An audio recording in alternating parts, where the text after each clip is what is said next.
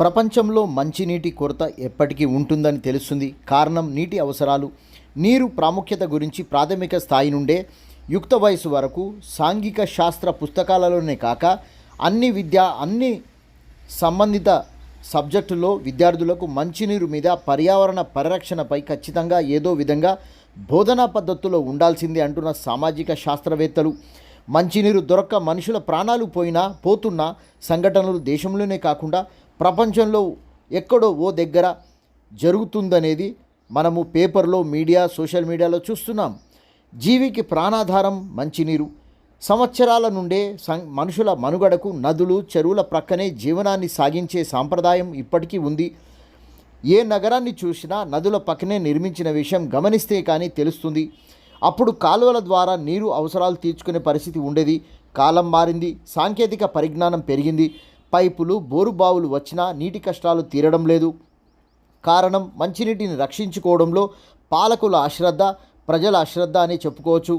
మంచినీటిని రక్షించుకోవాలనే అవగాహన లేకపోవడం కూడా అనే ఒక కారణం ఉందని అంటున్నారు. తీవ్రమైన నీటి ఎద్దడి తలెత్తినా మనుషుల్లో మార్పు రావడం లేదు.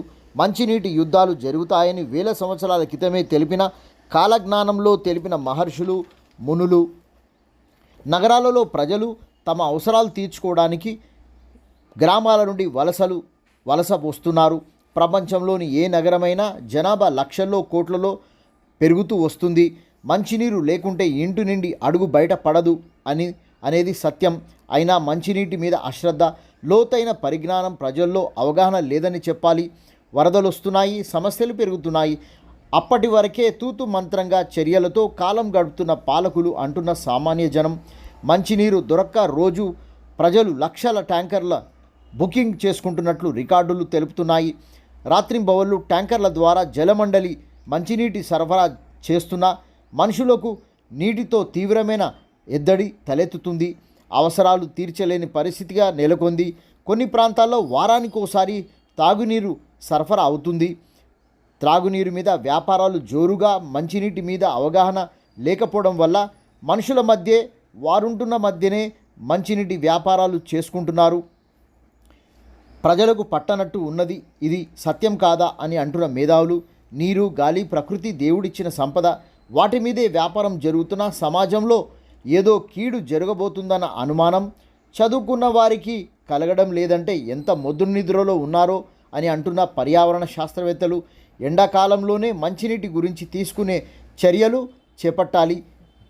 ఎండాకాలంలో నీటి నిల్వలను పెంచుకోవడానికి నీటిని భూగర్భంలో నిల్వ ఉంచే పనులను చేపట్టాల్సి ఉంది. కానీ భూగర్భ జలాలను పరిరక్షించేందుకు ప్రభుత్వాలు చర్యలు తీసుకుంటున్నాయా అంటే లేదనే తెలుస్తుంది. నగరంలో లక్షల సంఖ్యలో బోరుబావులు వేసుకుంటున్నారు. భూగర్భంలో నీరుంటుందా మరి అని ప్రశ్నిస్తున్న పర్యావరణవేత్తలు. సుమారు ఓ మనిషికి 200 లీటర్ల నుండి 300 లీటర్లు ఒకరోజు ఖర్చు అవుతుందని అంచనా. నగరంలో 1,40,00,000 మంది జనాలున్నారు. ఎంత నీరు కావాలో మీరే లెక్కలు వేసుకోండి అని అంటున్న శాస్త్రవేత్తలు.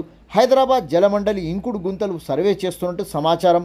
ఇంతకుముందే సంవత్సరాలలో ఇంకుడు గుంతలు ఏర్పాటు చేసిన వివరాలు జలమండలి దగ్గర లేవా అని అడుగుతున్న నగర జనం. మళ్ళీ కొత్త సర్వే ఏందో అని నిలదీస్తున్న మేధావులు. కోట్ల రూపాయలు ఖర్చు చేసినారు, మళ్ళీ సర్వే.